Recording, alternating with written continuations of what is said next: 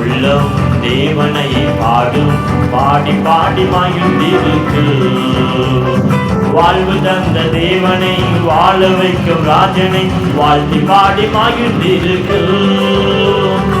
ஆழ்மையுள்ள உள்ளம் தேவனை பாடும், பாடி பாடி மகிழ்ந்திருக்கு. வாழ்வு தந்த தேவனை, வாழ வைக்கும் ராஜனை வாழ்த்தி பாடி மகிழ்ந்திருக்கு.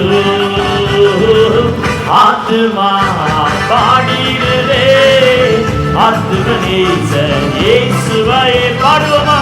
ஆத்துமா பாடிடுதே, ஆத்துமநேசர் இயேசுவையே துதித்திடும் என்னுள்ளம் என்று, துதித்திடும் என்னுள்ளம் என்று, துதித்திடும் என்னுள்ளம் என்று, துதித்திடும் என்னுள்ளம் என்று. முகமுகமாய் நேசரை காண்பேன், நித்தியமா மோட்ச வீட்டிலே. நல்ல விசுவாசத்தோடு கைகட்டி பாடுவோமா. அன்று மோசே பார்த்த முகத்தை நானும் பார்க்கணும் ஆண்டவரே. நல்ல கரங்களை தட்டி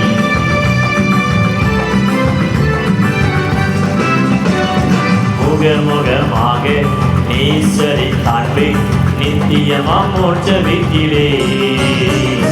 பாவங்களும் இல்லை, பாரங்களும் இல்லை, பரலோக ராஜ்யத்திலே. முகமுகமாக நேசரை காண்பேன், நித்தியமா மோட்ச வீட்டிலே. பாவங்களும் இல்லை, பாரங்களும் இல்லை, பரலோக ராஜ்யத்திலே. ஆத்துமா பாடிடுதே, ஆத்துமநேசர் இயேசுவையே.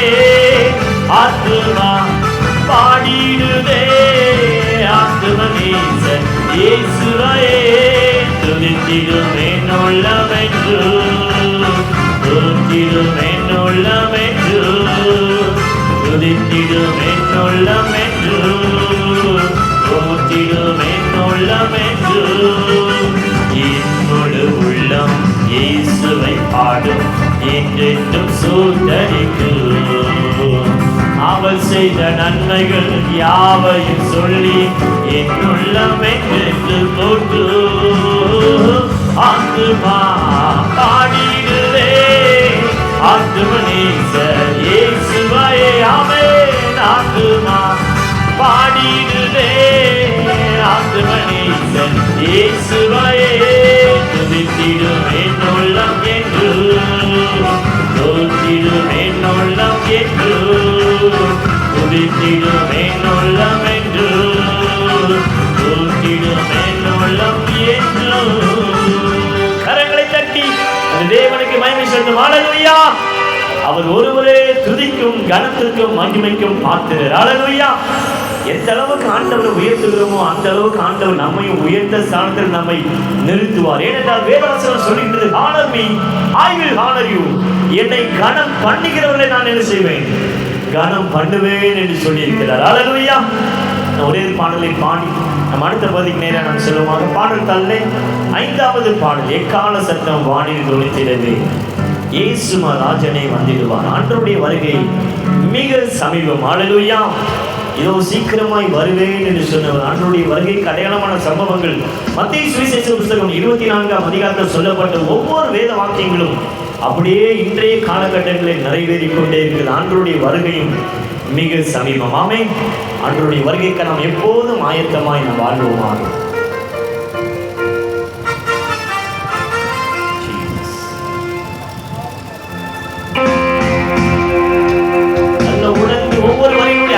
உணர்ந்து நாம் பாடுவோமா. ஒரு அர்ப்பணிப்போடு ஆண்டவரே உடைய வருகையை நாம் எடுத்துக்கொள்ள வேண்டும். ஆண்டவருடைய வருகை மிக சமீபம். நல்ல கைதட்டி பாடுவோமா.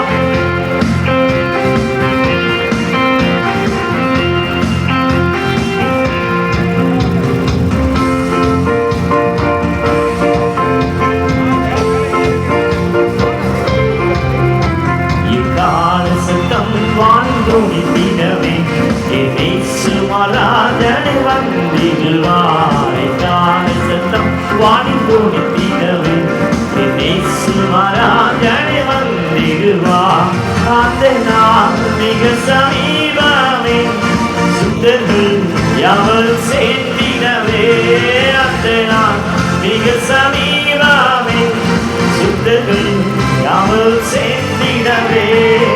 தேவய காலம் வானில் முழங்க, தேவாதி தேவானை சந்திப்போமே.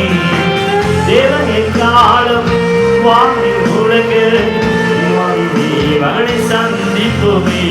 எக்கால சத்தம் வானில் தோடித்திடவே, இயேசு மகாராஜனே வந்திடுவார். எக்கால சத்தம் வானில் தோடித்திடவே, இயேசு மகாராஜனே வந்திடுவார். கர்த்தரின் வேளையை நாம் அறியோம், கர்த்தரின் சித்தமே செய்திடுவோம். நல்ல உற்சாகமாய் கைதட்டி முழு உள்ளத்தோடு பாடுங்கள். வளங்கள் யாவையும் ஆண்டவர் நமக்கு தருவார். ஆமென்.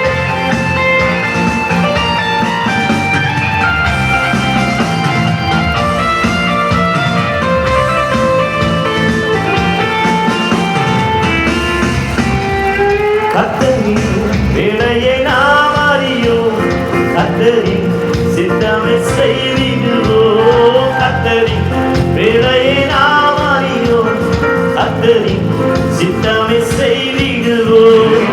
வளங்கள் யாவையும் அவரை அழிப்பான், பரமனோடு என்று வாழ்ந்திடுவோம். வளங்கள் யாவையும் அவரை அழிப்பான், பரமனோடு என்று வாழ்ந்திடுவோம். சத்தம் வாழ்ந்தோடித்திடவே, இயேசு மகாராஜனே வந்திடுவார். சத்தம் வாழ்ந்தோடித்திடவே, இயேசு மகாராஜனே வந்திடுவார். அவங்க எடுக்க இல்லையா? அவங்க எடுப்பாங்க. ஆமா,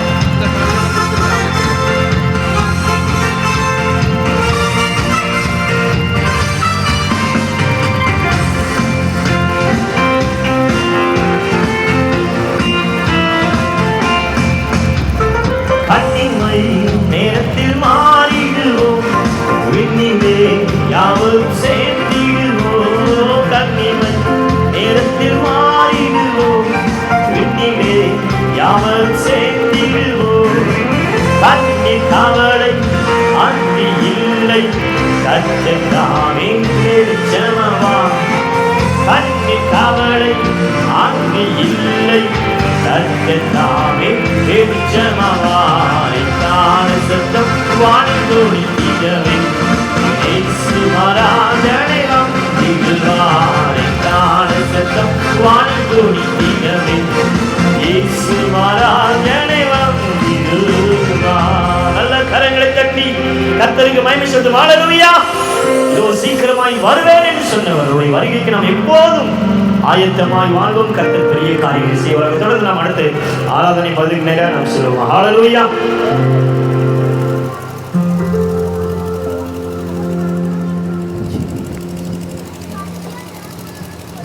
ஹல்லேலூயா. எத்தனை பேர் சந்தோஷமா இருக்கீங்க? எல்லாருமே சந்தோஷமா இல்லையே? கைகள் தெரியவே இல்லை. எத்தனை பேர் சந்தோஷமா? ஹல்லேலூயா. ஆமென், ஆமென். ஸோ எல்லாரும் சேர்ந்து தேவனை நம்ம ஆராதிக்க போறோம். ஆண்டவர் தந்த பெரிய கிருபை இந்த இடத்துல நம்ம எல்லாரும் ஒரு குடும்பமாய் இந்த இடத்துல நம்ம வந்திருக்கோம். எழும்ப முடிந்தவர்கள் தேவனுக்கு கனம் செலுத்தும் விதத்துல நம்ம எழுப்பி நின்று தேவனை ஆராதிக்க போறோம். ஆமென். ஹல்லேலூயா. இந்த தினத்துல ஆண்டவர் நம்ம எல்லாரையும் ஒன்று கூடி வர செய்தார். ஆண்டவருக்கு நன்றி செல்லும் விதத்துல நம்ம பாட போறோம்.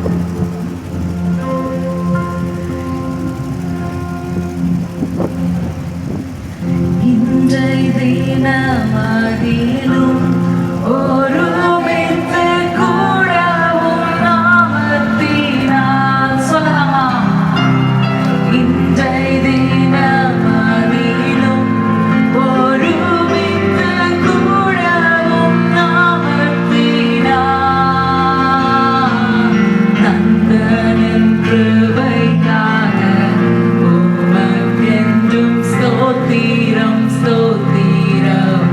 உள்ளத்திலிருந்து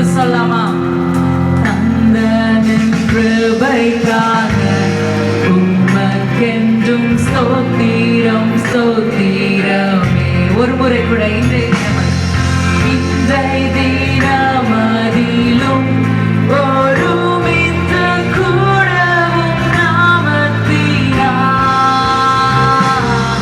இன்றைய தினமதிலும் ஒருமித்து கூடவும் நாமத்தினா தந்தனின் கிருபைக்காக உமக்கென்றும் ஸ்தோத்திரம் ஸ்தோத்திரமே. இதை மாற்றி விட்டுருங்க. இந்த மைக்கை கொடுங்க. அதோட கொஞ்சம் நல்லா உமக்கென்றும் ஸ்தோத்திரம் ஸ்தோத்திரம் இயேசுநாதா உமக்கென்றும் ஸ்தோத்திரம் இயேசுநாதா. சகல உயர்த்தி ஸ்தோத்திரம் இயேசுநாதா உமக்கென்றும் ஸ்தோத்திரம் இயேசுநாதா. ஸ்தோத்திரம் செய்கின்றோம் எங்கடியாத்திரும் நாமத்தின் ஆதரவில். ஸ்தோத்திரம் செய்கின்றோம் எங்கடியாத்திரும் நாமத்தின் ஆதரவில். இத்தனை மகத்துவமுள்ள மனோகர கீதங்களால் எப்போதும் இத்தனை மகத்துவமுள்ள பதவியும் வேளைகள் எங்களுக்கு எத்தனை மாதையவு எத்தனை மாதையவு கிருபை எத்தனை ஆச்சரியம் எத்தனை மாதையவு கிருபை எத்தனை ஆச்சரியம். ஸ்தோத்திரம் ஸ்தோத்திரம் இயேசுநாதா உமக்கென்றும் ஸ்தோத்திரம் இயேசுநாதா. சத்தத்தை உயர்த்தி சொல்லாமா? ஸ்தோத்திரம் இயேசுநாதா உமக்கென்றும் ஸ்தோத்திரம் இயேசுநாதா. ஸ்தோத்திரம் செய்கின்றோம் எங்கடியாத்திரும் நாமத்தின் ஆதரவில். ஸ்தோத்திரம் செய்கின்றோம் எங்கடியாத்திரும் நாமத்தின் ஆதரவில். ஆண்டவரை நோக்கி சொல்லாமா? நீரலால் எங்களுக்கு பரலோகத்தில் யார் உண்டு ஆண்டவரே? அப்பா உண்மை தவிர இந்த பூமியில எங்களுக்கு யார் ஆண்டவரே? அப்பா நாங்கள் நம்பி இருக்கும் கோட்டை நீர் ஒருவரையும் சொல்லாமா? தேவனை நோக்கி நீரலால் எங்களுக்கு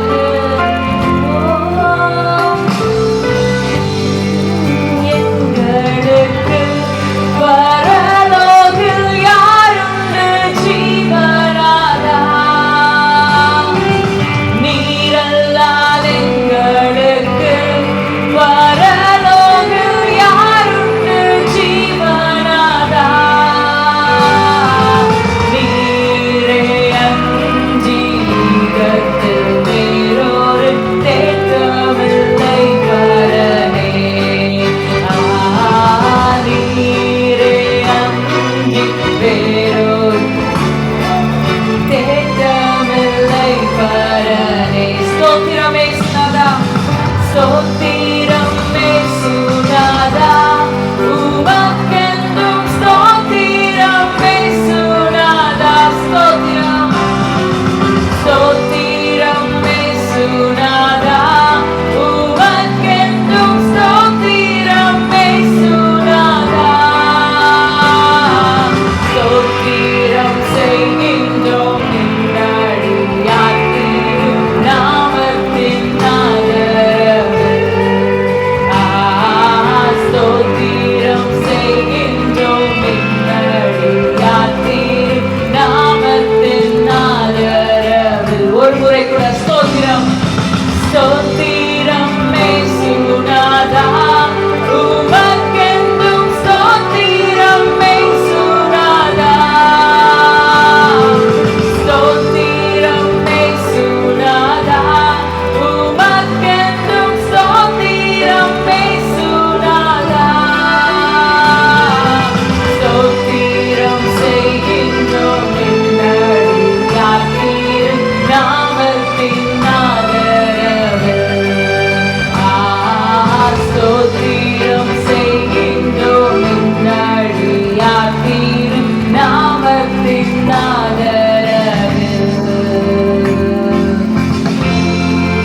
ஆண்டவரை நோக்கி ஸ்தோத்திரம் சொல்லாம ராஜா.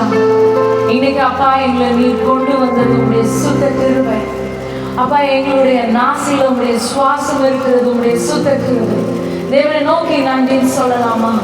ஆண்டவரே அப்பா உமக்கு நன்றி. ஆண்டவரே எனக்கு இந்த பிரச்சனை இருக்கு அந்த பிரச்சனை இருக்கு, நம்ம ஆண்டவருக்கு முன்னால நம்மளுடைய பிரச்சனையை கொண்டு வர வேண்டாம். ஆண்டவருக்கு நமக்கு துதியை செலுத்தினா போதும்.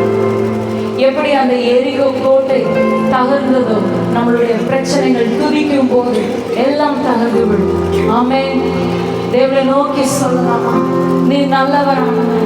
நீரே துதிக்கு பார்த்து, நீரே துதிக்கு பார்த்து, எல்லா மகத்துவம் நிறைந்த சர்வ வல்லமை we worship you, we worship you.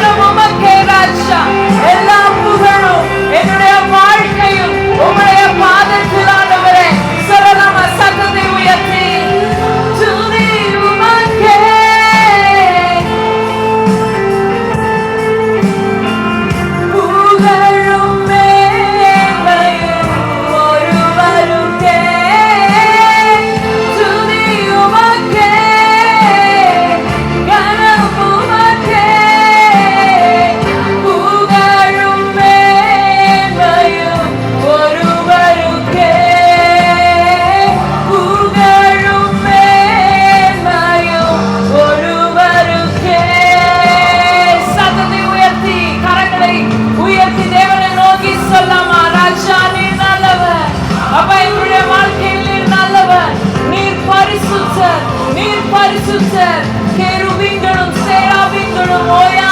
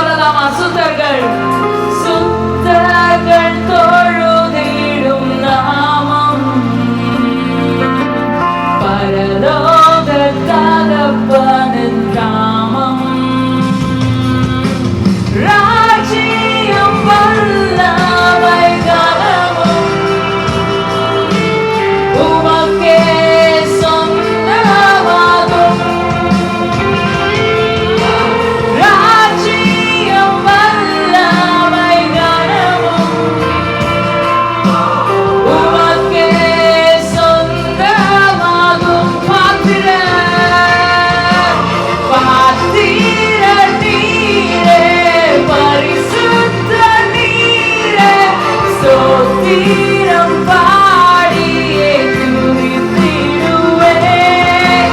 பாத்திரர் நீரே, பரிசுத்தர் நீரே, ஸ்தோத்திரம் பாடியே புகழ்ந்திடுவேன். சொல்லலாமா பாத்திரர்? பாத்திரர் நீரே, பரிசுத்தர் நீரே, ஸ்தோத்திரம் பாடியே புகழ்ந்திடுவேன். பாத்திரர் நீரே, பரிசுத்தர் நீரே, பாடியே புகழ்ந்திடுவேன். Oh, we worship you, Jesus. We worship you, Lord. தேவனே, உம்மை ஆராதிக்கிறோம். அப்பா, இந்த இடத்துல உம்மை வரவேற்கிறோம் ஆண்டவரே. உம்மை வரவேற்கிறோம் ஆண்டவரே. உம்முடைய பிரசன்னம் இந்த இடம் முழுவதுமாக நிரப்பப்படட்டும் ராஜா. உம்முடைய மகிமை இந்த இடத்துல மூடட்டும் ஆண்டவரே.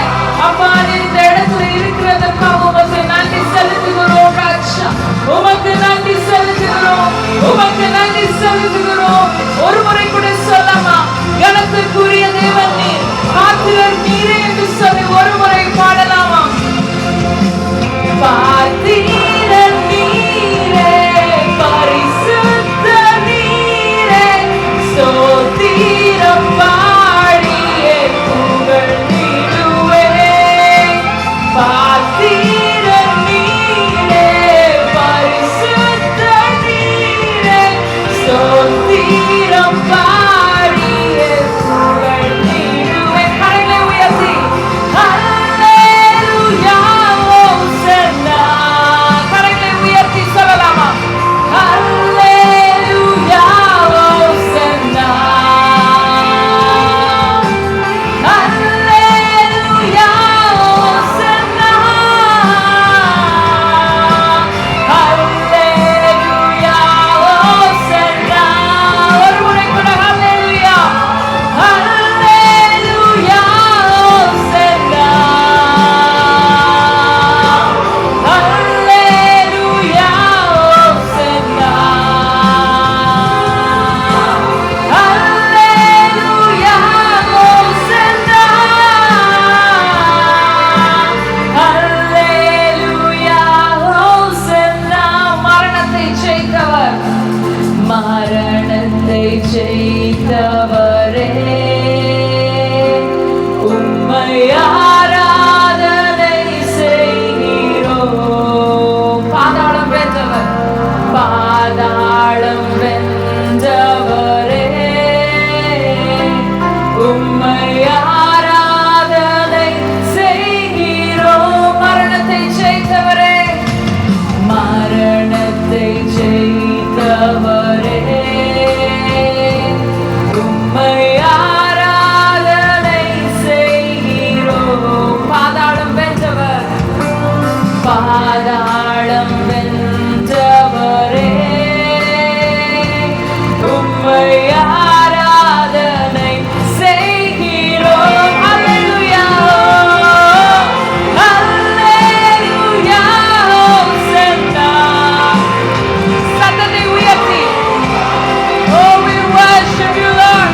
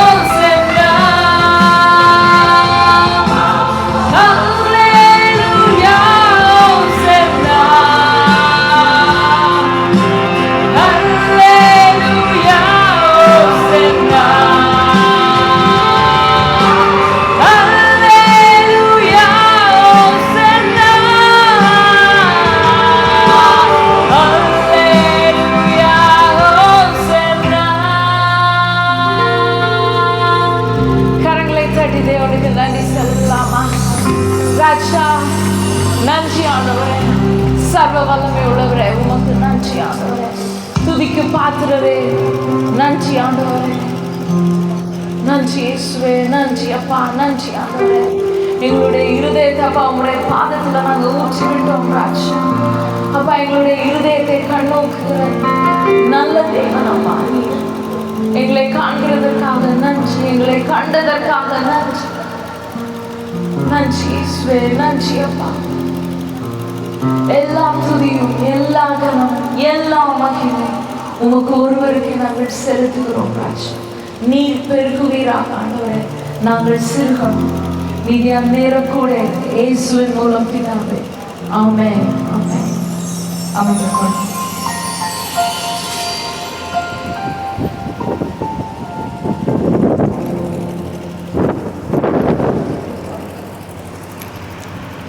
கிறிஸ்துவில் பிரியமானவர்களே, இந்த மறுமலர்ச்சி நாளிலும் இந்த கூடுகைக்காக கடந்து வந்திருக்க அந்த திருச்சபை சொந்தங்களை மீண்டுமாக வாழ்த்துகிறேன். இந்த நாள் கூடுகையிலும் நேற்று தினத்திலும் வந்து ஆண்டுடைய வார்த்தையை நமக்கு கொடுத்து வந்திருக்கிற அன்பு தேவனுடைய ஊழியர் திரு ஜெய்சன் டைசக் அவர்களை திருச்சபையின் சார்பாக நம்முடைய வாழ்த்துகிறேன், வரவேற்கிறேன். ஆண்டவர் அவர்களை இந்த இடத்துக்கு அழைத்து வந்ததுக்கு ஒரு நோக்கம் உண்டு.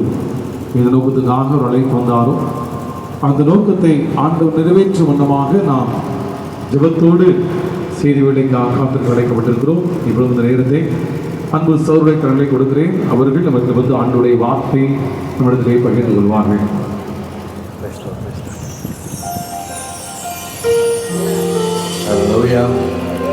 சந்தோஷமா இருக்கிறீங்களா? கர்த்தர் நல்லவர். இந்த அருமையான 2வது நாள் நற்செய்தி கொள்கைக்காக இயேசுவை துதிக்கிறேன், நன்றி செலுத்துகிறேன். எத்தனை பேர் சந்தோஷத்தை மூஞ்சில் பார்க்க முடியலையே? பார்க்கலாமா? எல்லாரும் பல்லு கொண்டு வந்திருக்கீங்களா? நிறைய பேர் கேட்பாங்க, கை கொண்டு வந்திருக்கிறேன். காரணம் நீங்கள் பல்லு கொண்டு வந்திருக்கணும், அப்போ தான் நீங்கள் சிரிச்ச முகத்தோடு உட்காந்துருப்பீங்க. அதனால கர்த்தரோட வீட்டில் எப்பொழுதுமே சந்தோஷம் இருக்கணும். இந்த பண்டிகை நாட்களில் உங்கள் எல்லாரும் மறுபடியும் பார்ப்பதில் மிகுந்த சந்தோஷம் அடைகிறேன். கர்த்தர் நல்லவர், அவருடைய கிருபை என்றும் உள்ளது. என்னை அன்போடு அழைத்து ஆண்டவர் கொடுத்த இந்த வாய்ப்புக்காக ஆண்டவருக்கு கொடான கொடி ஸ்தோத்திரங்கள். என்னை அழைத்த இந்த சபை ஊழியருக்கும் சபை தலைவருக்கும் இயேசுவின் நாமத்தில் நன்றிகளை செலுத்துகிறேன். இந்த இடத்துல ஆண்டவருடைய பெரிதான திட்டங்கள் நிறைவேறட்டும். ஆமென். எத்தனை பேர் விசுவாசிக்கிறீங்க? ஹல்லேலூயா. இப்பதான் மைக் சூப்பரா இருக்கு. ஆமென். கர்த்தர் நல்லவர். நேற்றைய தினம் நம்ம சில காரியங்களை குறித்து பார்த்தோம். எத்தனை பேருக்கு ஞாபகம் இருக்கு? அதெல்லாம் எங்க ஞாபகம் இருக்கு? நாங்கள் போகும்போதே நம்ம மறந்துட்டோம். ஆமென். இயேசு கிறிஸ்து கிட்ட ஒருத்தர் வந்து கேட்டாரு, நான் நித்திய ஜீவனை எப்படி அடையணும்னு சொல்லிட்டு நம்ம அதுக்குள்ள ஹோல் பேட்டர்னை ஆண்டவர் ஒரு ஸ்டோரியா சொல்லி முடிச்சார். ஆமென். சரி, இன்னைக்கு நான் செய்திக்கு முன்னாடி நம்ம எல்லாரும் இந்த பண்டிகைக்குள்ளாக இருக்கிறோம். கரெக்டுங்களா? பண்டிகைக்குள்ள தானே இருக்கிறோம். இல்லை நான் மட்டும் தான் இருக்கிறேன்னா? ஆமென். சரி, அப்போ இந்த பண்டிகை குறித்த உள்ள சில ரகசியங்களை மட்டும் ஒரு 5 நிமிஷத்துல உங்களுக்கு நான் சொல்லி கொடுத்துட்டு நான் செய்திக்கு நேராக போக விரும்புகிறேன். எத்தனை பேருக்கு ஆசையா இருக்கு வேதத்தின் ரகசியங்களை அறிந்து கொள்ள வேண்டும்? ஆமென். என்னுடைய அழைப்பு பார்த்தீங்கன்னா, நான் ஒரு பைபிள் டீச்சர். நிறைய இடங்களுக்கு நிறைய சர்ச்சஸ்க்கு நான் டீச் பண்ணுவேன் வேர்டை. அதனால என்னோட இதில் வந்து பார்த்தீங்கன்னா பெரிய பிரசங்கம் மாதிரி இருக்காது. போதிக்கிற கிருபையை ஆண்டவர் கொடுத்திருக்கிறார். வேதத்தை ஆராய்ந்து வேதத்தின் ரகசியங்களை அறிந்து கொண்டு எது சரிவான உபதேசம் எது தவறான உபதேசம் என்று பிரித்தெடுத்து மக்களுக்கு தெளிவாக காமிக்கின்ற ஒரு காரியத்தின் கிருபையை ஆண்டவர் கொடுத்திருக்கிறார். அதற்காக ஆண்டவர் நன்றி செலுத்துகிறேன். சரி, வேதத்துல சில பண்டிகைகளை குறித்து போட்டிருக்கு. எத்தனை பேருக்கு தெரியும்? என்னென்ன பண்டிகை எல்லாம் போட்டிருக்கு? இது கிறிஸ்துமத்தை பற்றி போட்டிருக்கா? அப்போ சொல்லுங்க பார்க்கலாம். கூடார பண்டிகை வேற, பாஸ்கா பண்டிகை வேற. ஓகே, சரி, இந்த பண்டிகை எதை குறிக்குதுன்னு சொல்லிட்டு நான் இதை பற்றி எடுக்கணும்னா எனக்கு மினிமம் ஒரு 3 மணி நேரம் வேணும். சரிங்களா? இந்த 7 பண்டிகைகளை குறித்து வேதத்தில் தெளிவாகவே பழைய ஏற்பாட்டில் ஏன் கொடுத்துருக்கிறாரு. அந்த பழைய ஏற்பாட்டோடைய அந்த பழைய ஏற்பாட்டில் ஆசாரிக்க வேண்டிய அந்த பண்டிகைகளை குறித்து புதிய ஏற்பாட்டில் என்ன சொல்லியிருக்குது, அதோட ரகசியங்கள் என்ன, அது எப்படி கடைப்பிடிக்கணும்னு சொல்லி பார்க்கணுன்னா மினிமம் எனக்கு ஒரு 3 மணி நேரம் வேணும். ஆனால் அந்த அவ்வளோ விஷயம் அந்த ஹெட்டிங்கை மட்டும் உங்களுக்கு சொல்லி கொடுத்துட்டு நாம் வார்த்தைக்கு நேராக கடந்து செல்லலாம். இந்த 7 பண்டிகைகளில் முதலாவது ஆண்டவர் பஸ்கா பண்டிகை கொடுக்கிறார். இந்த பஸ்கா வந்து ரட்சிப்பின் அடையாளமாக கிறிஸ்து நமக்காக மறிக்கப்பட்டார், அடிக்கப்பட்டார், நொறுக்கப்பட்டார், ரத்தம் சிந்துதல். இது பழைய ஏற்பாட்டிலே அவங்களுக்கு அடையாளமாகவே ஒரு ஆட்டோட ரத்தத்தை எடுத்து வாசலோட நிலைக்காலில் பூசினா சங்காரம் அதன் உள்ளால அது உள்ளால வந்து இவங்களை அழிக்க முடியாது. இந்த சம்பவங்கள் உங்களுக்கு நல்லாவே தெரியும். அப்போ இந்த பஸ்கா பண்டிகை எதை குறிக்குதுன்னா, நான் அந்த ஹெட்டிங்கை மட்டும் தான் சொல்லிட்டு போக போகிறேன். இதை நீங்கள் வந்து வீட்டில் போய் உங்களுக்கு எல்லாருக்கும் ஒரு ஹோம்ஒர்க் இன்னைக்கு, சரிங்களா? இது எதை குறிக்குதுன்னா இயேசு கிறிஸ்துவோடைய மரணத்தை குறிக்கிறது, நமக்காக சிந்தப்பட்ட ரத்தம். அடுத்த பண்டிகை என்ன குறிக்குதுன்னா புளிப்பில்லாத அப்ப பண்டிகை. இதெல்லாமே லேவியராகமம் 23ஆம் அதிகாரத்தில் நீங்கள் பார்க்கலாம், எல்லாம் வரிசையாக போட்டிருக்கோம். புளிப்பில்லா அப்ப பண்டிகை எதை குறிக்குதுன்னா இயேசுவுடைய அடக்கத்தை குறிக்கிறது. ஆமென். அவர் மரித்தார், அடக்கம் பண்ணப்பட்டார் அப்படின்னா அவர் பாதாளத்துக்கும் இறங்கி போனார். ஆமென். இதை குறிக்கிறது தான் இந்த புளிப்பில்லாத அப்ப பண்டிகை. இதோட ரகசியத்தை மட்டும்தான், அந்த ஹெட்டிங்கை மட்டும் தான் நான் சொல்றேன். மூன்றாவது அறுப்பின் முதற் பலனாகிய பண்டிகை, சரிங்களா? இது வந்து கிறிஸ்துவோடைய உயிர்த்தெழுதல். உங்களுக்கு அந்த சீக்வன்ஸ் அழகாகவே புரியும், சரிங்களா? அவர் மரித்தார், அடக்கம் பண்ணப்பட்டார், பாதாளத்துக்கு இறங்கி போனார், பாதாளத்தில் காவலில் மாட்டிக்கிட்டு இருந்த அங்கே இருக்கிற பழைய ஏற்பாட்டு பரிசுத்தவான்களுக்கு பிரசங்கம் பண்ணுறார். அங்கே இருக்கிற அந்த சிறைசாலைகள் திறக்குது, சங்கிலிகள் திறக்கப்பட்டு அவங்க எல்லாருக்கையும் ஆண்டவர் மேலே கொண்டு போகிறார். உங்களுக்காக நான் மரிச்சேன்னு சொல்லிட்டு அங்கேயும் போய் பிரசங்கம் பண்ணுறார்.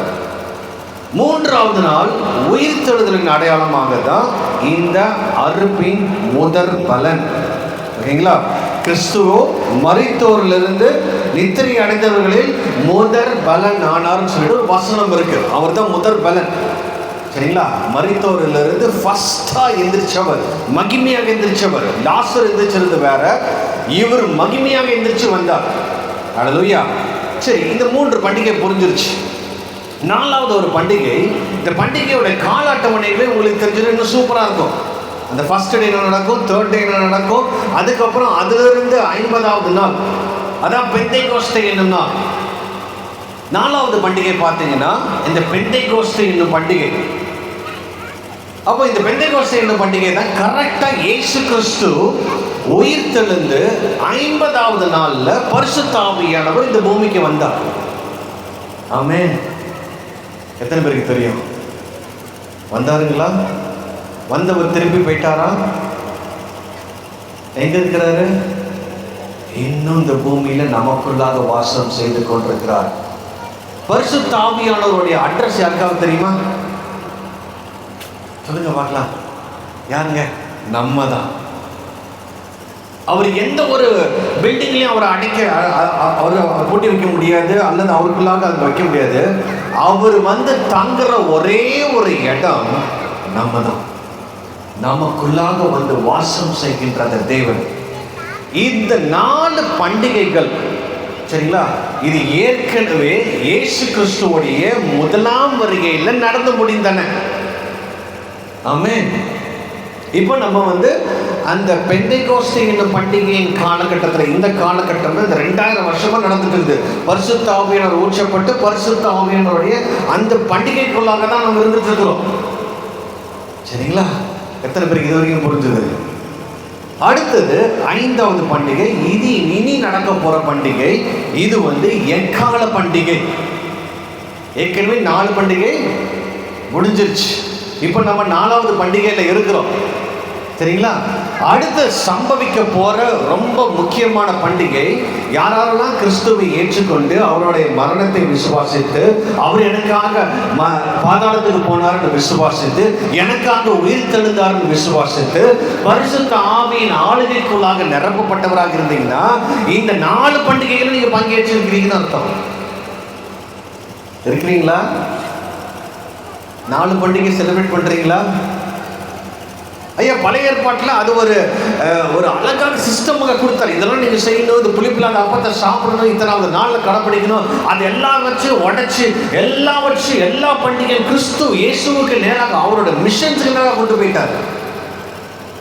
ஹல்லேலூயா.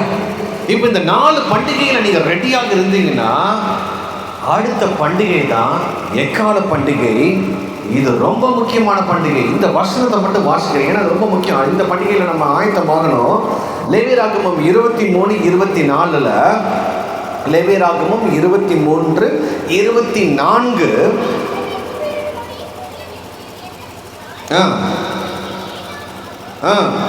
முதலாம் தேதி எக்கால சத்தத்தால் சபை கூடும் பரிசுத்த ஓய்வு நாள். என்ன போட்டிருக்குது? சபை கூடுகின்ற பண்டிகை. ஆண்டவர் பரிசுத்த ஆவியானவர் மூலமாக சபையை நிரப்பிச்சிருக்கிறாரு, சபையை ஆயத்தப்படுத்திருக்கிறாரு. இயேசுவின் எக்கால துணி வானத்துல கேட்கும்.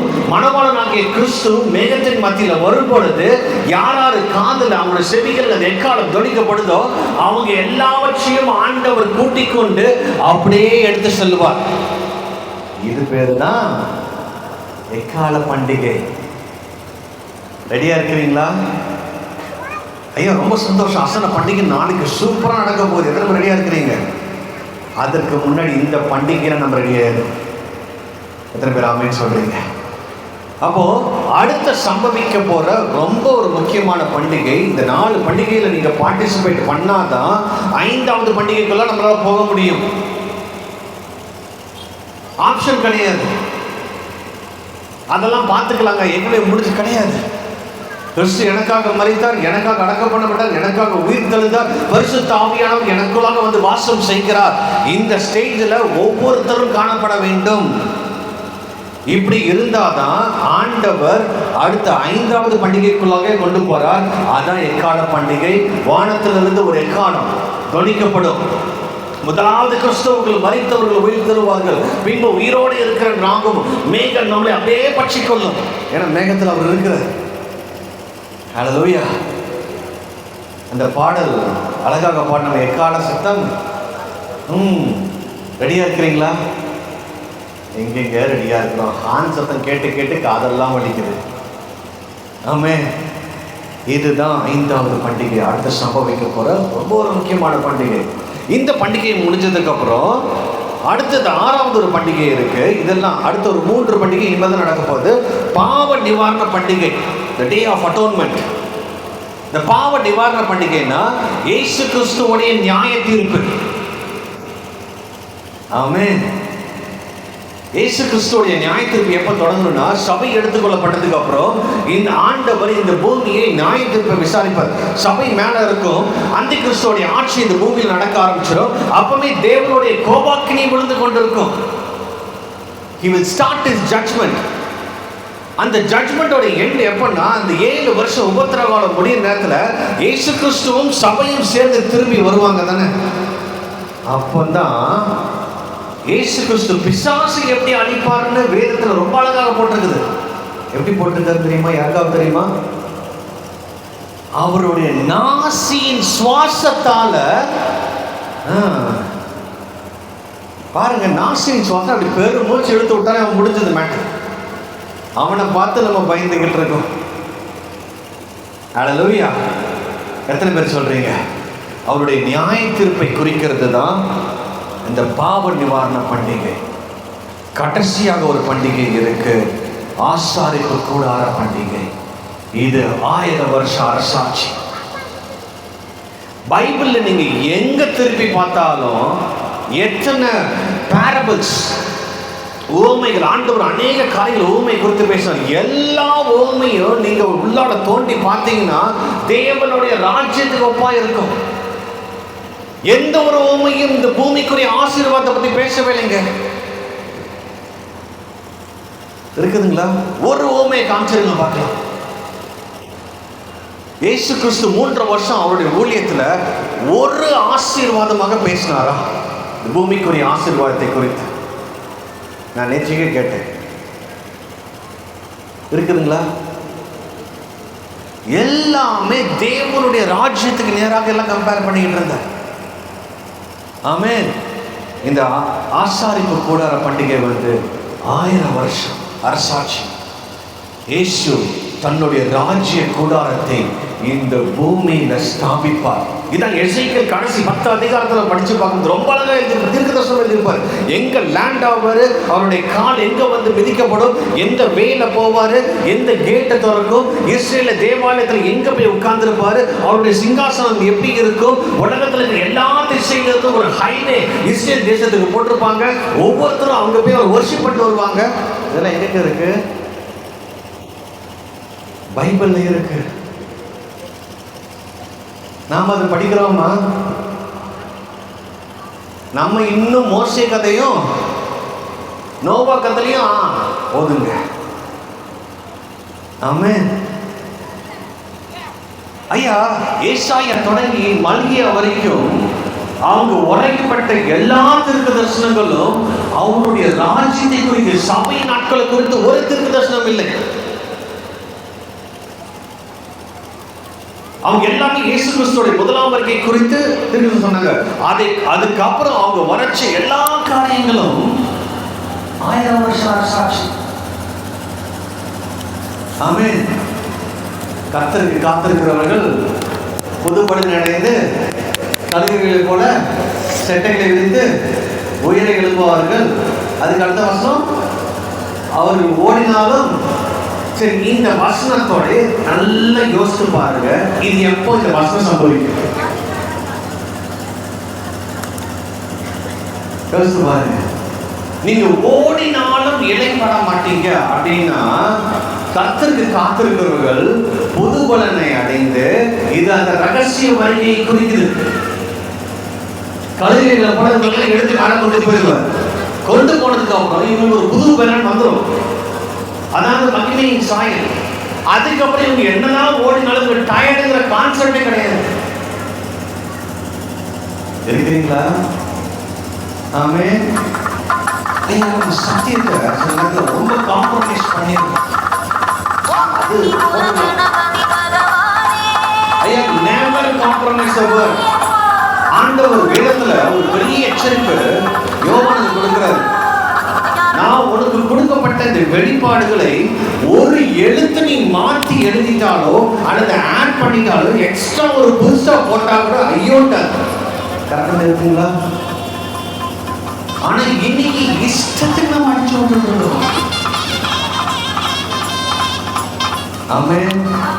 எத்தனை பேர் சொல்றீங்க? இதுதான் அந்த 7 பண்டிகைகள். அதுல 4 ஏற்கனவே முடிஞ்சிருச்சு. இப்ப 4வது பண்டிகையில சபை போய் கொண்டிருக்கிறது. பரிசுத்த ஆவியானவர் சபையை ஆளுகை செய்து கொண்டிருக்கிறார். அடுத்து சம்பவிக்க போறது ஒரு எக்கால சத்தம். எக்காலம் தொழிக்கும் பொழுது சபை எடுத்துக் கொள்ளப்படும். 7 வருஷம் ஆண்டவர் இந்த பூமியை நியாயம் விசாரிப்பார். இந்த நியாயம் விசாரிப்போட எண்டுல சபையும் கிறிஸ்துவும் 1000 வருஷம் இந்த பூமியை ஆளுகை செய்வதற்காக கிறிஸ்து இந்த பூமிக்கு வருவார். ரெடியா இருக்கிறீங்க? அல்லேலூயா. ஐயா, இதுக்கு தாங்க ஆண்டவர் சபையை உண்டாக்கி இருக்கிறார். சர்ச் இந்த பூமியை சுதந்திரத்து கிடையாது. பூமியில் உள்ள ஆசீர்வாதங்களை பெற்று நான் ஆசீர்வாதங்களே இல்லைன்னு சொல்ல வரல. ஆசீர்வாதங்கள் எல்லாம் பின்னாடி ஓடி வரும், நான் நேற்று சொன்ன மாதிரி. ஆனா நம்மளுடைய போக்கஸ் எல்லாமே அங்கதான். அவருடைய வருகை, அவருடைய ராஜ்யம், அவருடைய சித்தம், அவருடைய திட்டம். நம்ம என்னைக்கு நல்ல, நான் உங்களுக்கு ஒரு சீக்கிரம் சொல்லி தரேன்.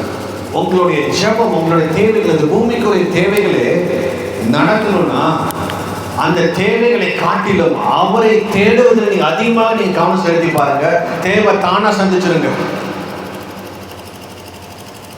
அல்லேலூயா. என்னுடைய 17 வருஷம் ஊழியத்தில் நான் அதை பார்த்துட்டேன். நான் தேவைக்காக ஜோம் பண்ணி ஒண்ணுமே நடக்க மாட்டேங்குது. அப்புறம் ஆண்டவர் சொல்லி கொடுத்த ஒரே ஒரு காரியம், அவரை மட்டும் நான் தேட ஆரம்பிச்சேன். என் தேவைக்காக இன்னைக்கு வரைக்கும் ஆண்டவர் என்னை ஜெபிக்க விட மாட்டார். பிரச்சனைக்காக என்னை ஜெபிக்க விட மாட்டார். என்னுடைய பிரச்சனைக்காக. அல்லேலூயா. நீ ஏன் சமூகத்துக்கு வா, அது மட்டும் போதும். அந்த பிரச்சனைகள் தானாக மறைந்து விடும். இன்னைக்கு அவரை விட்டுட்டு பிரச்சனை நமக்கு பெரிய காரியமாக நம்ம வச்சுக்கிட்டு இருக்கிறோமே, அதனால தான் நம்ம பிரச்சனையில் நம்மளால வெளியே வர முடியல. எத்தனை பேர் சொல்றீங்க, நான் தேவனுடைய சமூகத்துக்கு ஆயத்தமாக இருக்க வேண்டும், கர்த்தருடைய பிரச்சனை நீங்க மூடட்டும். ஹல்லேலூயா. சரி, இப்போ தான் நான் செய்திக்குள்ளே நான் வரப்போறேன். இது வரைக்கும் நம்ம இந்த பண்டிகை குறித்து பார்த்துட்டோம். சரிங்களா? வேதத்தில் ரொம்ப ஒரு முக்கியமான ஒரு காரியத்தை இன்னைக்கு நம்ம தியானிக்க போறோம். எஸ்பெஷலி இந்த பண்டிகை குறித்து, இந்த பண்டிகைன்னா நான் இந்த எக்கால பண்டிகை குறித்து சில காரியங்களை, அந்த பண்டிகைக்கு நம்ம எப்படி ரெடி ஆகணும்னு சொல்லிட்டு தான் இன்னைக்கு நம்ம பார்க்க போறோம். வேதத்துல ஒரு ஓமையை ஆண்டவர் இந்த எக்கால துணியோட கனெக்ட் பண்ணி வைப்பார். சரிங்களா? அதை பார்க்கறதுக்கு முன்னாடி ஒரு வசனத்தை வாசிக்கிறேன். யோவான் எழுதின சுவிசேஷம் 3வது அதிகாரம் 5வது வசனம். யோவான் 3:5.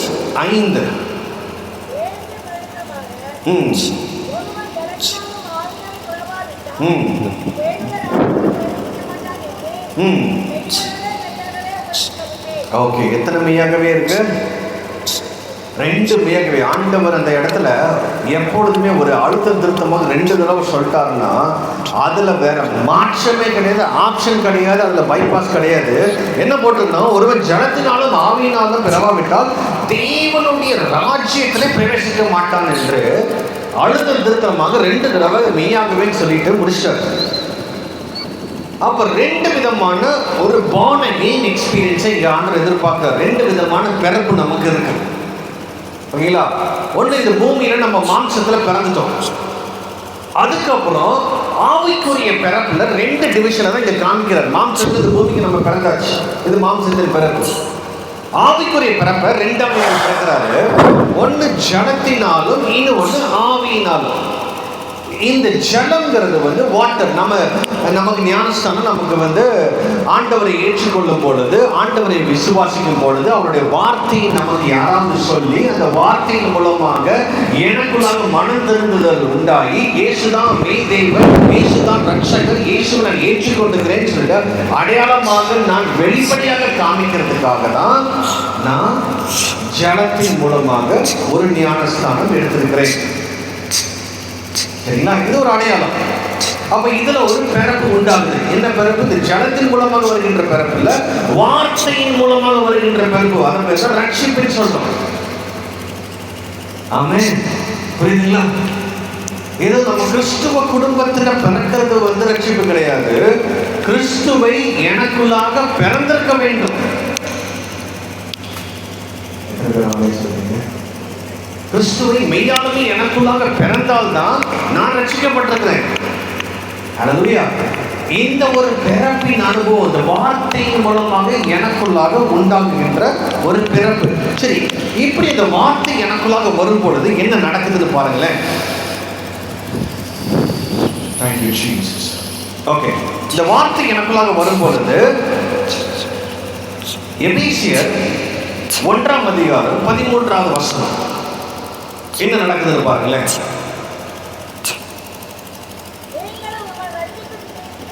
நீங்கள் உங்கள் ரட்சிப்பின் சுவிசேஷமாகிய சத்திய வசதி கேளுங்க பாருங்க. ரட்சிப்பின் சுவிசேஷம். 2 சுவிசேஷம் வேதத்துல சொல்லியிருக்குது. ஒன்று ரட்சிப்பின் சுவிசேஷம், இன்னொன்று ராஜ்யத்தின் சுவிசேஷம். இந்த ராஜ்யத்தின் சுவிசேஷத்தை குறித்து நான் அப்புறம் வரேன். இந்த ரட்சிப்பின் சுவிசேஷம் ஆகிய சத்திய வசனம், அதாவது யாராவது ஒருத்தர் வசனத்தை சொல்லும் பொழுது, வசனத்தை நான் கேட்கும் பொழுது என்ன நடக்கும் போது, அப்பதான் நான் விசுவாசியாக மாறுறேன். சரிங்களா? இந்த வசனத்தை கேட்டு விசுவாசிகளான பொழுது வாக்குத்தத்தம் பண்ணப்பட்ட பரிசுத்த ஆவியால் அவருக்குள் முத்திரை போட. இந்த வசனத்தை உங்களுக்கு புரிகிற மாதிரி எக்ஸ்பிளைன் பண்றேன். எத்தனை பேருக்கு புரிஞ்சது இது வரைக்கும்? இது வரைக்கும் பேசுறதுக்கு தலையை புரியல, காலம் புரியல. சரி, உங்களுக்கு நான் புரிகிற மாதிரி எக்ஸ்பிளைன் பண்றேன். என்ன போட்டிருக்குன்னா, எனக்கு ஒருத்தர் நீங்க வார்த்தை, நீங்க வேதத்தை வாசிக்கும் பொழுதோ இல்லை யாரோ ஒருத்தர் இயேசுவை பத்தி சொல்லும் பொழுதோ அந்த வார்த்தை உங்களுக்குள்ளாக ஒரு ரட்சிப்பு உண்டாகுது. சரிங்களா? அப்பதான் நீங்க விசுவாசிக்கிறீங்க, நீங்க நம்புறீங்க இயேசுதான் மெய் தேவன் என்று நம்பி நம்ம ஆண்டவருக்குள்ளாக வரும் பொழுது அந்த வந்த நாள் அன்னைக்கு என்ன நடக்குதுன்னா, there is a seal by the Holy Spirit. பரிசுத்த ஆவியானவர் ஒரு சீல் உங்க மேல வைக்கிறார். ஹல்லேலூயா. எத்தனை பேருக்கு இந்த வசனம் இப்போ புரியுது? நம்ம ரட்சிக்கப்பட்ட அன்னைக்கு, அதாவது இயேசுவை ஏற்றுக்கொண்ட அன்னைக்கு ஒரு பெரிய seal. Yes, he is eligible. இந்த வீடு பரிசுத்த ஆவியானவருக்கு சொந்தமான வீடுன்னு சொல்லிட்டு உங்க மேல முத்திரையை போட்டுட்டு போறார். எத்தனை பேருக்கு புரியுது இப்போ? ஐயோ, 4 பேருக்கு மட்டும்தான் புரிஞ்சது. கை கொண்டு வந்திருக்கிறீங்களா? ஐயோ, மழை பெய்யுதுங்க, அது பிரச்சனை இல்லை, மழை வர்றது நல்லதுதான், அதை பார்த்துலாம் பயப்படாதீங்க, சரிங்களா? சரி, அப்போ இந்த ரட்சிப்பின் சுவிசேஷம் எனக்கு அறிவிக்கப்படும் பொழுது எனக்குள்ளாக ஒரு விசுவாசம் உண்டாகுது. அந்த விசுவாசத்தின் பலனாக யாரு தேவன் என்ன பண்றாருன்னா, S, he is eligible for the Holy Spirit ன்னு சொல்லிட்டு ஒரு சீலை நம்ம மேல வைக்கிறார். இந்த சீலை பார்த்து பிசாசு பயந்து ஓடுவோம். அவ்வளவு வல்லமை உண்டுங்க. ஐயா, நம்ம ஊர்ல பத்திர ஆபீஸ்க்கு பத்திரத்தெல்லாம் ரெடி பண்ணிட்டு போவீங்க, சரிங்களா? என்னதான் நீங்க எவ்வளோ காஸ்ட்லி பத்திரத்தெல்லாம் எழுதி நீங்க உங்க சைனை போட்டு என்னென்னலாம் வச்சிருந்தாலும் அங்க ஒருத்தர் சீல் அடிப்பார், பார்த்துருக்கீங்களா? அந்த சீல் அடிச்சாதான் அந்த பத்திரத்துக்கு வேல்யூ, செல்லுபடியாகும். அதே போலதான் ரட்சிக்கப்படுற நாளன்னைக்கு தேவன் உங்களை முன்குறித்ததுனால உங்க மேல ஒரு சீல் வைக்கிறார். That's called the seal of the holy spirit. டக்குனு உங்க மேல ஒரு ஸ்டாம்ப் வச்சிருவார். இந்த ஸ்டாம்பை வச்ச உடனே நோய் உங்களை பார்த்து பயப்படும், பிசாசு உங்களை பார்த்து பயப்படுவான், இந்த உலகத்தின் அதிபதி உங்களை பார்த்து ஐயோ, உங்களை பிரித்தெடுக்கப்பட்டவர்கள். ஹல்லேலூயா. இப்போ இது ஜனத்தின் மூலமாக பிறக்கும் போனது. எனக்கு ஆண்டவர் இவ்வளோ காரியத்தை செய்கிறார். வார்த்தை வருது, விசுவாசம் வருது, நமக்கு மேல ஒரு சீல் வச்சுட்டார், சரிங்களா? அடுத்தது இந்த சீல் மூலமாக எனக்குள்ளாக பரிசுத்த ஆவியானவர் வரணும். நம்மளே ரெடி பண்ணிட்டார். நம்மளே ரெடி பண்றது அவரு தான், ஓகேங்களா? ஒவ்வொருத்தரையும் அழகாக ரெடி பண்ணி, அழகாக ப்ரிப்பேர் பண்ணி, வார்த்தையை கொடுத்து விசுவாசிகளாக மாற்றி பரிசுத்த ஆவியானோட சீலை ரெடியாக வச்சுட்டு நாம காத்திருக்கும் பொழுது நமக்கே தெரியாமல் சில நேரத்தில் அவர் எப்போ வருவார் நமக்கே தெரியாதுங்க. ஆமென். நம்ம பரிசுத்தமாக உண்மையாக தேவ பயத்தோட தேவனை சார்ந்து அவருக்கு பிரியமாக வாழ்ந்து அவர் சித்தத்தை செய்து முடிக்கும் பொழுது அந்த தேவன் நமக்குள்ளாக வந்து வாசம் செய்ய ஆரம்பிச்சிருவார். ஹல்லேலூயா. அதோட அடையாளமாக தான் சில நேரத்தில் அந்த வரங்கள் சில நேரத்தில் செயல்படும். அந்த வரங்களை காட்டிலும் ஆவிக்குரிய கனி ஃபர்ஸ்ட் நமக்கு செயல்பட ஆரம்பிச்சிடும். ஹல்லேலூயா. இன்னைக்கு நிறைய நேரத்தில் நம்ம வரங்களை குறித்து ரொம்ப முக்கியத்துவம் கொடுக்கிறோம். ஆனால் அதை விட ரொம்ப முக்கியமான காரியம் பரிசுத்த ஆவியானவர் எனக்குள்ள இருக்கிறாருங்கிற ஒரு காரியம் எப்பன்னா அப்பதான் உங்களால உண்மையாலுமே அன்பு செலுத்த முடியும். சிம்பிளா நான் சொல்றேன், சரிங்களா? பரிசுத்த ஆவியானவர் எனக்குள்ள எப்படிங்க இருக்கிறாரு, இதை நான் எப்படி கண்டுபிடிக்கிறதுனா, பெரிய புயல் அடிக்குங்க, இந்த உங்க வீட்டுல பெரிய பிரச்சனை ஓடிட்டு இருக்கும். அந்த பிரச்சனையின் மத்தியில நீங்க பயங்கரமா உள்ளாட சமாதானத்தோட இருந்தீங்கன்னா பரிசுத்த ஆவியானவர் உள்ளாட இருக்கிறாருன்னு அர்த்தம். சிம்பிளா இதை கண்டுபிடிக்கலாம். அதுக்கப்புறம் உள்ள அடையாளங்கள்லாம் இருக்கு, அந்நிய பாஷை பேசுற அடையாளங்கள்லாம் இருக்கு, தீர்க்க தரிசனம் சொல்ற அடையாளங்கள், இதெல்லாம் வரங்களின் மூலமாக கண்டுபிடிக்கலாம். ஆனா சிம்பிளா நிறைய பேருக்கு ஒரு டவுட் எப்படின்னா, எனக்கு பரிசுத்த ஆவியானவர் இருக்கு, நிறைய பேர் கேட்டுருக்கிறாங்க இருக்கிறாரா? அப்ப நான் சொல்வேன், இயேசு கிறிஸ்து ஒரு தடவை கப்பல்ல படகுல டிராவல் பண்ணிட்டு இருக்காரு, பயங்கர புயல் அடிக்குது, கரெக்டுங்களா? மீனவர்கள் எல்லாம் கஷ்டப்பட்டு அந்த போட்டை எப்படியாவது காப்பாற்றணும்னு தங்களுடைய ஜீவனை காப்பாற்றணும் என்னென்னமோ ட்ரை பண்ணி பார்க்குறாரு. ஆனால் நம்ம தேவன் பார்த்தீங்கன்னா தலானை வச்சுட்டு ஜாலியாக தூங்குறாரு. யாராவது தூங்க முடியுமா அப்படி? ஐயா, குளிங்கி போகிற பஸ்லேயே நம்மளால தூங்க முடியல, இருக்கிறீங்களா? ஆனால் இயேசு பார்த்தீங்கன்னா மேலே ஐயோ இன்னைக்கோட எங்கள் லைஃப் முடிஞ்சிருச்சுன்னு சொல்லிட்டு அத்தனை சீசனும் கத்திட்டு இவங்கெல்லாம் நீச்சல் அடிச்சு போகிறவங்க, இவங்களுக்கே பயம் உண்டாயிருச்சு. இன்னைக்கு தான் எங்களோட லாஸ்ட் டேன்னு சொல்லிட்டு ஏசப்பாவை எழுப்பும் போது என்ன போய் சொல்றாங்க, ஐயா நாங்கெல்லாம் செத்து போயிட்டு நீ வந்து ஜாலியாக தூங்கிட்டு இருக்கிறீர் அப்படின்னா என்ன அர்த்தம்னா, எந்த ஒரு உலக பிரகாரமான புயல் அவரை சேதப்படுத்த முடியல. ஐயா, எவன் ஒருவன் பரிசுத்த ஆவியில் நிரப்பப்பட்டிருக்கிறானோ உலகத்தின் பிரச்சனை அவனை சேதப்படுத்தாதுங்க. உலகத்தில் ஒவ்வொருத்தரும் உண்டு. போராட்டங்கள் இருக்கும், பிரச்சனைகள் இருக்கும், கஷ்டங்கள் இருக்கும், கண்ணீர்கள் இருக்கும், வேதனைகள் இருக்கும், முற்கள் இருக்கும், நோய்கள் இருக்கும். ஆனா இது எல்லாமே மாம்சத்துக்கு உட்பட்டதா இருக்குமே தவிர அதிலிருந்து ஒரு இன்ச்சு கூட உள்ளான மனுஷனை அட்டாக் பண்ண முடியாது. ஹல்லேலூயா. அவர் ஒரு சீல் வச்சிருவார். சரிங்களா? இதை பேஸ் பண்ணி தான் ஆண்டவர் ஒரு ஓமையை ஆரம்பிக்கிறார். ரொம்ப சூப்பரான ஓமை. இதை நம்ம படிக்கும் பொழுது எக்காலம் துணிக்கு எப்படி நம்ம ரெடி ஆகணும்னு நமக்கு ரெடி ஆயிடுவோம்.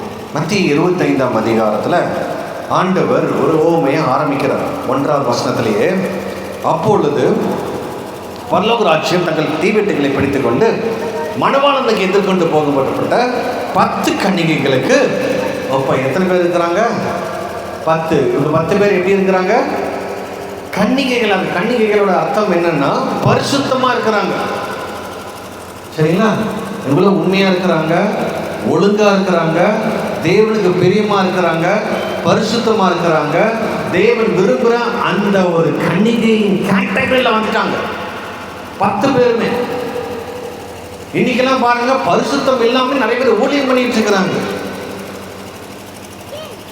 ஹல்லேலூயா. கேட்டா அது ஊழியம் ஒரு பக்கம் இருக்கட்டும், நாங்க எப்படி வேணாலும் வாழ்வோங்க. ஐயா, அதெல்லாம் அட்டூழியம். பரிசுத்தம் இல்லாமல் எவன் ஒருவனாலும் தேவனுடைய பிரசனத்தையோ தேவனுடைய சன்னிதானத்திலேயோ அவனால நிற்க முடியாதுங்க.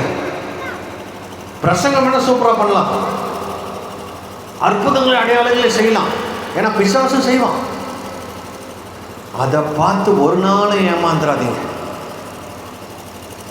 நான் அடிக்கடி ஆப்பிரிக்காவுக்கு ஊழியம் போகிறதுனால ஆப்பிரிக்காவில் என்ன நடக்குதுன்னு எங்களுக்கு நல்லா இருக்குது. இப்போலாம் ரீசெண்டாக இங்கேயும் நடக்க ஆரம்பிச்சிருச்சு. ஆப்பிரிக்காவில் 10 வருஷத்துக்கு முன்னாடியே மிரக்கல் மணிங்களில் அந்த கான்செப்டை கொண்டு வந்துட்டாங்க. சரிங்களா? எல்லாம் அங்கே இருக்கிற ஊழியர் என்ன பண்ணுவாருன்னா, அது ஊழியர்னே சொல்ல மாட்டேன், எல்லாரும் உங்களோட காலி பர்ஸை தூக்கி வச்சுக்கோங்க, அல்லது உங்களோட பேங்க் நம்பரை லீக் ஆன மொபைலை தூக்கி வச்சுக்கோங்கன்னு பாரு. இவர் ஜோம் பண்ணுவார், பர்ஸில் திடீர்னு பைசா வந்துடும். நல்லா இருக்குல்ல? சூப்பராக இருக்குல்ல? திடீர்னு அவருக்கு SMS வந்து நிற்கும், 1 லட்சம் டெபாசிட் ஆயிடுச்சு. ஐயா, 2 வழி இருக்கு. ஒரு பணம் உங்களுடைய இதுக்கு இந்த மாதிரி வரணும்னா, சரிங்களா? ஒன்று இன்னொருத்தங்கிட்ட இருந்து திருடி ஆண்டவர் உங்களுக்கு போடணும், இல்லாட்டி ஆண்டவர் கள்ள நோட்டு அடிக்கணும். 2மே என் தேவன் பண்ண மாட்டார். அப்போ இதெல்லாம் எங்கிருந்து வருது? இதை நம்பி இன்னைக்கு இந்தியாவில் நிறைய பேர் ஓடிக்கிட்டு இருக்கிறாங்க. எஸ்பெஷலி எனக்கு தெரிஞ்சு பெரிய பெரிய ஊழியக்காரர்கள் ஓடிட்டு இருக்கிறாங்க. கொஞ்சமாவது வேதத்தை கண்ணை திறந்து வாசித்திருந்தா கூட அது தவறுன்னு கண்டுபிடிச்சிருக்கலாம். ஏன்னா ஆண்டவர் 2 கேட்டகரியா பிரிக்கிறார். 2 எஜமானுக்கு ஊழியம் செய்ய. ஒரு எஜமான் யாரு? தேவன். இன்னொரு எஜமான் சாத்தானு போட்டிருக்கா, பணம்னு போட்டிருக்கா? சாத்தான் போட்டிருக்கா, பணம்னு போட்டிருக்கான்னு.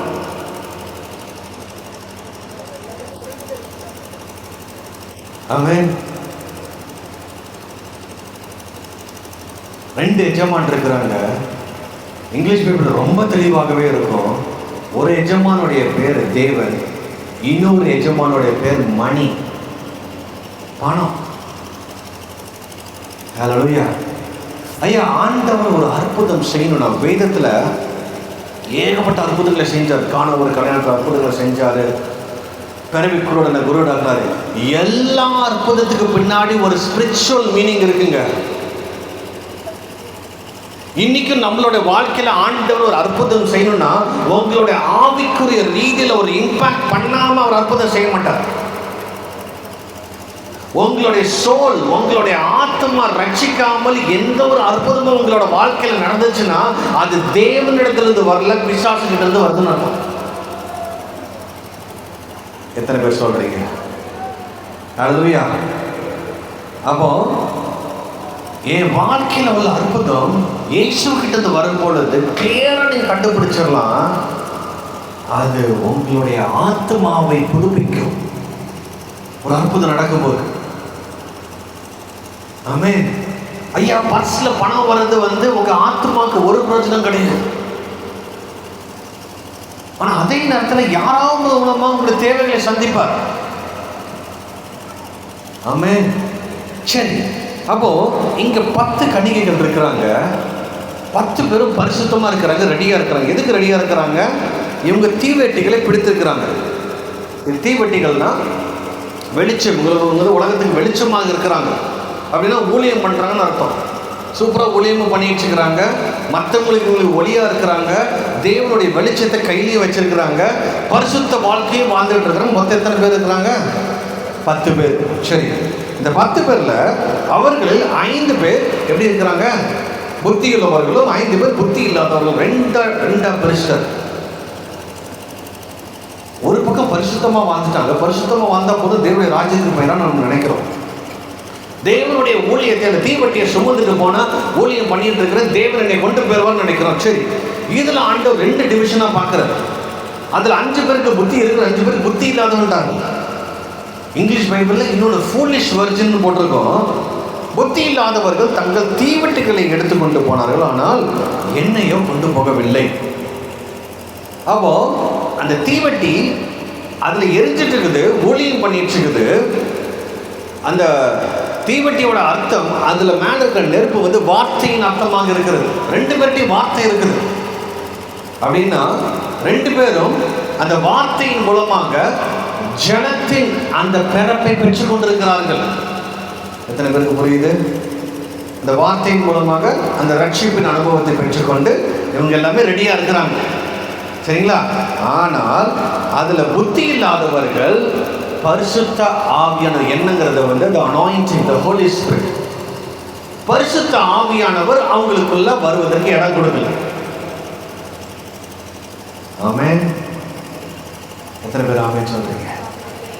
அவங்கள பார்த்துதான் புத்தி இல்லாதவர்கள். ஐயா, அவங்க பரிசுத்தமா வாழ்ந்துகிட்டு இருக்கிறாங்க, உண்மையா இருக்கிறாங்க, நீதியின் படி வாழ்றாங்க, தேவனுடைய சித்தத்தை செய்யறாங்க. ஆனா இதெல்லாம் ஆண்டவருக்கு பெருசா மேட்டரை பார்க்கல. அவர் 2 டிவிஷனாக பிரிக்கிறாரு. ஒரு பக்கம் யார்கிட்ட என்ன இல்லையோ அவங்கள புத்தி இல்லாதவர்கள். எவ்வளவு ஒரு ஸ்ட்ராங்கான வேர்ட். ஆமென். அப்படின்னா பரிசுத்த ஆவியானவருடைய ஆளுகைக்குள்ளாக என்னுடைய வாழ்க்கை நடத்தப்படவில்லை என்றால் நான் இன்னும் அந்த புத்தி இல்லாத நிலையில தான் இருக்கிறேன்னு அர்த்தம். ஐயா, ஒவ்வொரு கிறிஸ்தவனும் யார் ஆளுகை செய்ய வேண்டும்னா பரிசுத்த ஆவியானவர் ஆளுகை செய்யும். ஒவ்வொரு நாளும் உங்களுக்கு யார் அந்த பிளானை கொடுக்கணும்? பரிசுத்த ஆவியானவர் கொடுக்கணும். இன்னைக்கு இந்த பிளானை நீங்க செய்யணும், இந்த திட்டத்தை நீங்க செஞ்சு முடிக்கணும், இன்னைக்கு நீங்க போகணும், இவங்க கிட்ட பேசணும். இந்த ஷெட்யூல் யார்கிட்ட நீங்க வாங்கணும்னா உங்களுக்குள்ள வாசம் செய்து கொண்டிருக்கிற அந்த பரிசுத்த ஆவியானவர்கிட்ட கேட்டு செய்யறது தான் தேவன் எதிர்பார்க்கிறார். ஹல்லேலூயா. எத்தனை பேர் சொல்றீங்க நான் புத்தி உள்ள கன்னியாக இருக்க வேண்டாம்? சரி, அப்போ இவங்க எல்லாருமே தீவெட்டிகள் எரிஞ்சிட்டு தான் இருக்குது. எது வரைக்கும்? புத்தியுள்ளவர் தங்கள் தீவெட்டிகளை தங்கள் பாத்திரங்களை எண்ணெயும் கொண்டு போனார்கள். மணவாளன் வர தாமதித்த போது 5வது வசனத்துல மணவாளன் வர்றதுக்கு வரக்கூடிய நாளில் நம்ம வாழ்ந்துட்டு இருக்கோம். என்னைக்கு வேணாலும் இயேசு கிறிஸ்து வரலாம். அது கொஞ்சம் தாமதமான போது அவர்கள் எல்லாரும் நித்திரை மயக்கம் அடைந்து தூங்கி விட்டார்கள். அப்படின்னா கடைசி காலத்துல நடக்கின்ற வஞ்சனை, ஆவிக்குரிய ஒரு வஞ்சனை நடக்கும். மத்தேயு 24ஆம் அதிகாரத்துல ஆண்டவர் கடைசி காலத்தை குறித்து ஆரம்பிப்பார். எப்படிலாம் இருக்குன்னு சொல்லிட்டு அதுல ஃபர்ஸ்ட் ஒரு எச்சரிப்பை கொடுப்பார். ஒருவனும் உங்களை வஞ்சித்து போகாதபடி எச்சரிக்கையா இருக்கு. ஐயா, யுத்தங்களின் செய்திகளையும் கேட்பீர்கள். ஒரு பக்கம் பிரச்சனைகள் நடக்கும், வீட்டில் தகப்பனுக்கு விரோதமாக பையன் இருப்பான். இது எல்லாவற்றையும் ஆண்டவர் சொல்றதுக்கு முன்னாடியே ஒரு எச்சரிப்பு கொடுக்கிறாரு, டிசெப்ஷன். இன்னைக்கு ஒரு காலத்துல பயங்கரமாக விசுவாசத்துல இருந்தவர்கள் இன்னைக்கு வசனத்தை தவறுதலாக புரிந்து கொண்டதுனால வஞ்சிக்கிற ஒரு காலத்துல மாட்டிக்கொண்டிருக்கிறார்கள். எத்தனை பேருக்கு அது தெரியும்? ஒரு காலத்துல பயங்கரமாக ஊழியம் பண்ணவங்க. அதனாலதான் இயேசு கிறிஸ்து சொல்றாரு, மனுஷகுமாரன் வரும் பொழுது விசுவாசத்தை காண்போம். அவருக்கே தெரியும் இந்த கடைசி காலத்துல ஒரு பெரிய நித்திரை மயக்கம் அடையும். இந்த நித்திரை மயக்கம் எல்லாரையும் அழிக்கும்படியாக ஒரு வஞ்சகம் உண்டாகும். ஆமென். ஐயா, கடைசி காலத்துல ஒரு பெரிய பஞ்சம் வருங்க. எந்த பஞ்சம்? தண்ணிக்காக இல்ல, உணவுக்காக இல்ல, வார்த்தைக்காக. இந்த வார்த்தைக்குரிய பஞ்சம் ஏற்கனவே எப்போ ஆரம்பிச்சிருச்சு தெரியுங்களா? கரெக்டா சொல்ல போனா 2020 இந்த கோவிடுக்கு முன் கோவிடுக்கு பின் 2 டிவிஷனாக பிரிச்சிடலாம். கோவிடுக்கு முன்ன வரையும் நீங்க கள்ள ஊழியர்கள், கள்ள தீர்க்கதரிசிகள், கள்ள ஆராதனை எங்கேயுமே நீங்க பார்க்க முடியாது. ரொம்ப ரேர், அங்கெல்லாம் மறைஞ்சிருந்தாங்க. இந்த கோவிடுக்கு பின் நீ நல்லா பார்த்தீங்கன்னா நிறைய கள்ள ஊழியர்கள் எழுப்பிட்டாங்க. வேதத்தை புரட்டுகிறவர்கள், வசனத்தை புரட்டுகிறவர்கள் எழுப்பிவிட்டார்கள். ஒரு காலத்துல வைராக்கியமாக ஊழியம் பண்ணிட்டு இருக்கிறது, இன்னைக்கு அவங்களோட ஊழியம், பிரசங்கம் எல்லாமே உலகத்துக்குரியதாக இருக்கும். ஆமென். எத்தனை பேர் சொல்றீங்க ஹல்லேலூயா? அந்த வஞ்சிக்கிற காரியத்துக்குள்ள நம்ம மாட்டிக்க கூடாது. அதுதான் இந்த நித்திரை மயக்கம். ஆமென். எல்லாரும் நித்திரை மயக்கம் அடைஞ்சிட்டாங்க. இந்த நித்திரை மயக்கத்திலிருந்து நாம வெளியில வரணும், தெளிவாக இருக்கணும்னா நமக்கு தேவை இந்த பரிசுத்த ஆவியான ஒரு வார்த்தை. ஐயா, இந்த வார்த்தை நிறைய பேருக்கு இன்னைக்கு இருக்கு. ஆனா பரிசுத்த ஆவியானவருடைய ஆளுகை இல்லாததுனால இந்த வார்த்தை வஞ்சிக்கிற வார்த்தையாக அவங்க மற்றவங்களை ஏமாற்ற விதமாக பயன்படுத்தி கொண்டிருக்கிறார்கள். எத்தனை பேர் சொல்றீங்க, நான் அந்த வார்த்தையில நிலைத்திருப்பேன், பரிசுத்த ஆவியானவருடைய ஆளுகையில் நான் தங்கியிருப்பேன், பரிசுத்த ஆவியானவருடைய உன்னத கடத்தால நான் மூடப்பட்டிருப்பேன். அதுதாங்க ரொம்ப முக்கியம். நம்ம இந்த பூமியில எவ்வளவு அச்சீவ் பண்றோம் மேட்டர் இல்லைங்க. அந்த எக்காலம் தொழிலும் பொழுது அடுத்த வசனத்துல பாத்தீங்கன்னா ரொம்ப எங்கெல்லாம் நடுராத்திரியிலே இதோ மணவாளன் வருகிறார், அவருக்கு எதிர்கொண்டு போக புறப்படுங்கள் என்கிற சத்தம் உண்டாயிற்று. இதான் அந்த எக்கால சத்தம். 1 தெசலோனிக்கர் 4:13 போட்டிருக்கிற அந்த எக்கால பண்டிகை இதுதான். இந்த எக்கால பண்டிகை மணவாளன் வருகிறார் ஒரு ஆயத்தம் தான். இந்த எக்கால சத்தம் வரும்பொழுது ஆண்டவர் பார்க்கிறாரு. அப்பொழுது அந்த கன்னிகைகள் எல்லாரும் எழுந்திருந்து தங்கள் தீவட்டிகளை ஆயத்தப்படுது. ஏன்னா அது வரைக்கும் நித்திரை மயக்கம், வஞ்சிக்கிற ஒரு காலம், பயங்கர மோசமான ஒரு சூழ்நிலை. இதிலிருந்து தப்பிக்கணும்னா ஒரே ஒரு காரியம், இந்த வார்த்தையும் பரிசுத்த ஆவியினுடைய ஆளுகையும் எனக்குள்ளாக இருக்க வேண்டும். ஹல்லேலூயா. எத்தனை பேர் சொல்றீங்க? எல்லாரும் நித்திரை மயக்கமா இருக்கிறாங்க. அப்போ புத்தி உள்ளவர்கள் புத்தி இல்லாதவங்களை நோக்கி, உங்கள் எண்ணெயிலே எங்களுக்கு கொஞ்சம் கொடுங்கள் என்று எங்கள் தீவட்டிகள் அணைந்து போகிறதே என்றார்கள். ஹல்லேலூயா. அவங்களுக்கு அப்பந்தான் ரியலைஸே பண்றாங்க, ஐயா நான் இதுவரைக்கும் என் சுய பலத்தால் ஓடிக்கிட்டு இருக்கிறேன், வார்த்தையை வச்சுட்டு எப்படியாவது நான் ஓடிடலாம் நினைச்சேன், என்னால முடியல. ஆனா இயேசுவின் எக்காலத்துல நான் மறுரூபமாக்கப்படணும்னா பரிசுத்த ஆவியானவர் இல்லாம முடியாதுங்க. ஐயா, ஒரே ஒரு கேள்வி உங்ககிட்ட கேட்கிறேன், கிறிஸ்து மரித்தாருங்களா? எத்தனை பேர் நம்புறீங்க? உங்க கையை பார்க்கலாம். கிறிஸ்து மரித்தாருங்களா? சரி, கிறிஸ்துவை மரித்தவர்ல யாருங்க உயிரோடு எழுப்பினாரு? சொல்லுங்க பார்க்கலாம்.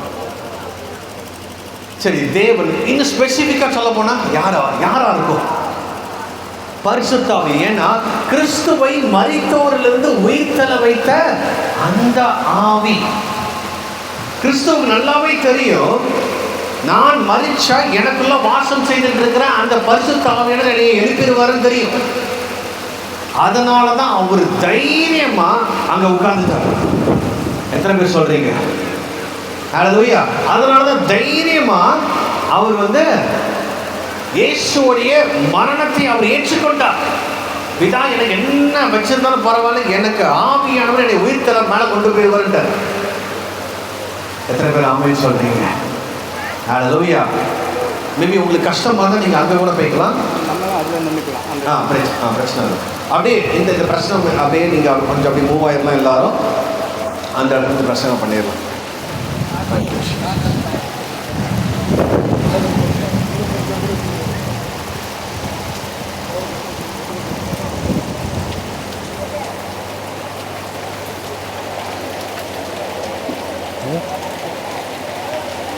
அண்ணா எடுத்துறாங்க கொண்டு போய். ஆமாம் எனக்கு ஷூ வேணும். எனக்கு ஷூ